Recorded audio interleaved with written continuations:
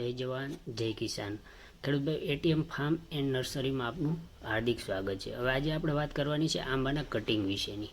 તો જો આપણે આ આંબો છે એ પોતાનો વજન છે એ ઉંચકી શકતો નથી અને પોતાનો ગ્રોથ પણ સારો છે, ટેકો હોવાને કારણે બી પોતાનો વજન ઉંચકી શકતો નથી, એટલે આપણે આનું જે પુનિંગ છે, જે કટિંગ છે એ કરવાનું છે। અત્યારે ખાસ કરીને મે મહિનો છે, એટલે મે મહિનાની અંદર કોઈ ભલામણ કરતું નથી, કારણ કે ટેમ્પરેચર્સ છે એ 42 43 આજુબાજુ રહેતું હોય છે, એટલે કોઈ ખાસ કટિંગ પણ આપણે જે પહેલી બીજી મે આપણે એક આંબાની અંદર કટિંગ કર્યું હતું જે સેમ્પલ સ્વરૂપે, એનું રિઝલ્ટ આપણને બહુ સારું મળ્યું છે।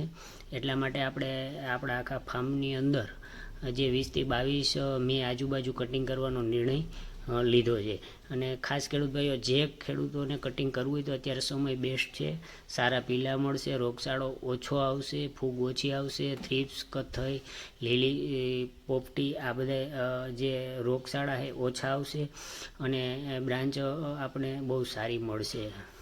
અને ખાસ તો જો આંબો છે એ પોતાનું વજન છે એ ઉંચકી શકતો નથી અને વધારે વજનના કારણે પોતાનું થડ છે એ એટલું બધું સક્ષમ હોતું નથી, એટલે ઘણી વખત પવનની અંદર આપણા જે ફાર્મની અંદર 7 થી 8 એવા આંબા છે કે જે ઓટોમેટિક પવનના કારણે જે ભાંગી જતા હોય, જે તૂટી પડતા હોય, જે કેવડા બધા મોટા મોટા આવડા આંબાઓ પડતા હોય છે અને ભાંગી જતા હોય છે, એટલે ખાસ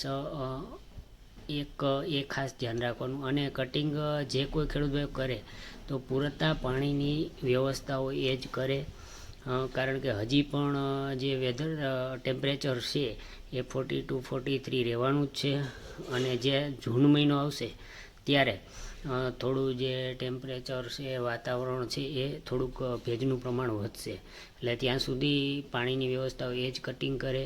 અને આપણે જે સેમ્પલ છે એ વિડીયોના એન્ડમાં મૂકેલું છે, એટલે ખાસ જોવાનું ભૂલતા નહીં। અને આવા જે વિડીયો છે, જે માહિતીના આપણે જે હશે એટલી માહિતી આપશું, તો જોવા માટે આપણી ચેનલ છે વિકસિત ખેતી વિકસિત ભારત, એને જોવાનું ચૂકતા નહીં। અને આ જે આંબા છે એ 8 મહિનાની અંદર આપણે જે આટલો બધો સારો ગ્રોથ મળેલો છે અને કેસર કલમની અંદર પણ સારું એવું અત્યારે આનું જે જમ્બો કેસર છે આ બધી કલમોનું વાવેતર થાય છે અને અત્યારે ગ્રીનરી પણ થોડીક સારી છે।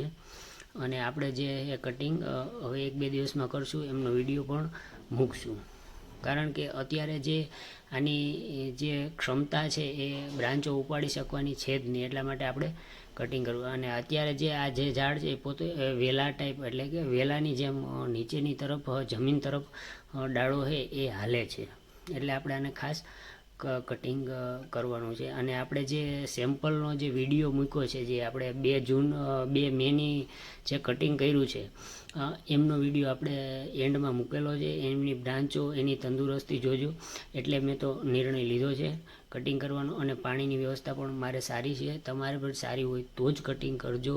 અને ખાસ કટિંગ કર્યા પછી બોરડો પેસ્ટ લગાવવાનું ભૂલતા નહીં, અને જરૂર પ્રમાણે કોઈ દવા આ તે જરૂરિયાત રોગચાળા અનુસાર આપજો।